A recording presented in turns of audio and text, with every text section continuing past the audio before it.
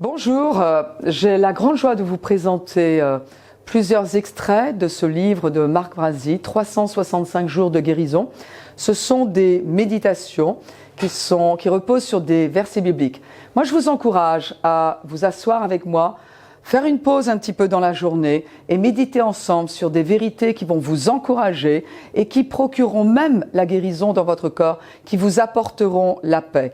Je vous dis donc bonne méditation, que Dieu vous bénisse. Bonjour, nous allons disposer notre cœur à écouter cet extrait du livre de Marc Brazzi, 365 jours de guérison. Cette méditation, si vous avez déjà été délivré, repose sur Colossiens 1, 13. Qui nous a délivrés de la puissance des ténèbres et nous a transportés dans le royaume du Fils de son amour. En vous rachetant, Jésus vous a délivré du pouvoir des ténèbres.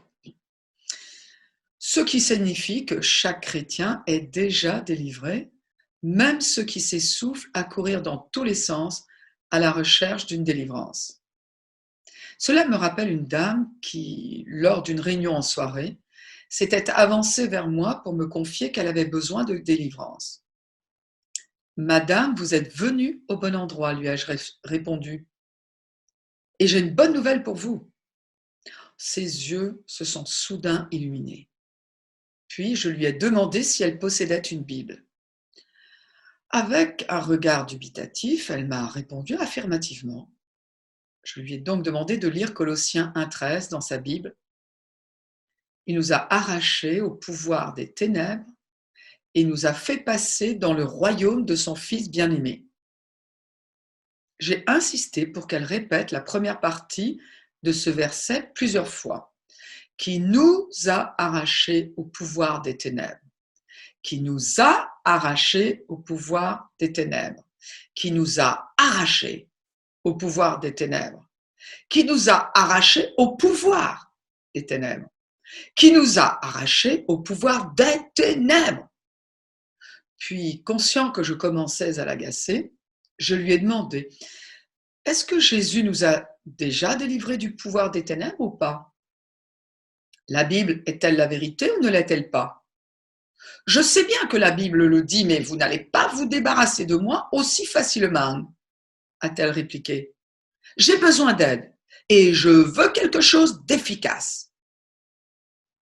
Là-dessus, je l'ai assurée qu'elle ne trouverait rien de mieux que ce qu'elle tenait entre les mains.